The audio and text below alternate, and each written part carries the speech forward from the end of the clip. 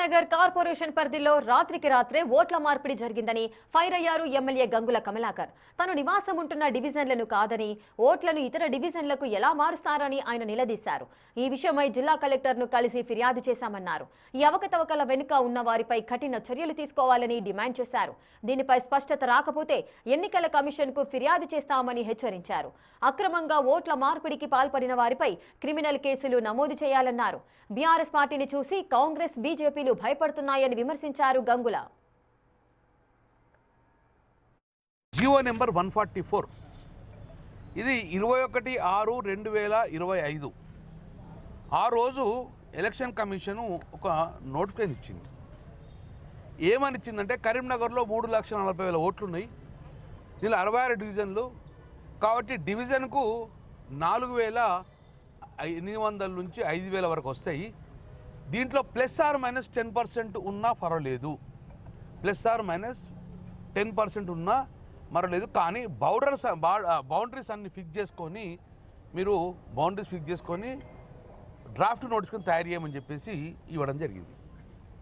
దానికి అనుగుణంగా 1/1/2026 అంటే 5 నెలల తర్వాత మున్సిపల్ కమిషనర్ గారు ఒక డ్రాఫ్ట్ నోటిఫికేషన్ ఇచ్చిండ్రు.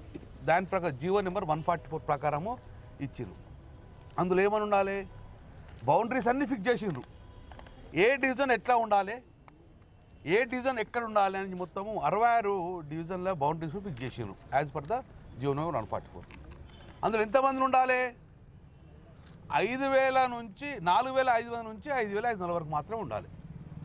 5,000 మంది ఉండాలి. 10% 5+- 10% అంటే 4,500 నుంచి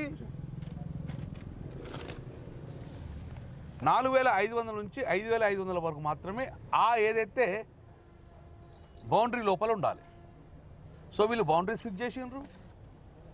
ఏ రోజు ఏ డివిజన్లో ఎంతమంది ఉండడం ఫిక్స్ చేసిండ్రు, గవర్నమెంట్కి పంపేసిండ్రు. ఇక్కడ వరకు పని అయిపోయింది. ఎప్పుడు పంపిండ్రు, ఇక్కడ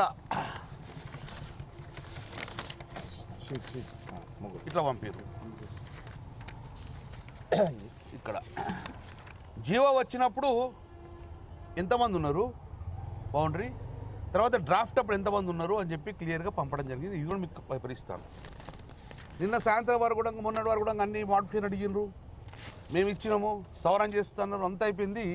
నిన్న సాయంత్రం వరకు, నిన్న నైట్లో 12 o'clock ఫ్రీజ్ చేస్తారు ఇక ఫైనల్ డెస్టినేషన్. అప్పుడు అందరూ చూసుకున్నారు, ఓకే అన్నారు. 11:45 11:55 నిమిషాల వరకు ఇది సేమ్ ఉన్నది. పొద్దున వచ్చేసరికి మొత్తం చేంజ్ అయిపోయింది. పొద్దున వరకు మొత్తం చేంజ్ అయిపోయినాయి. చేంజ్ చేసి ఏం చేసిండ్రు, ఇక మీకు ఫ్రీజ్ అయిపోయింది కదా, ఇవే లిస్ట్ అని చెప్పిర్రు. నా జీవితంలో, నా 25 సంవత్సరాల జీవితంలో ఇలాంటి సంఘటన ఎక్కడ ఏ దేశంలో ఎక్కడ జరిగేది.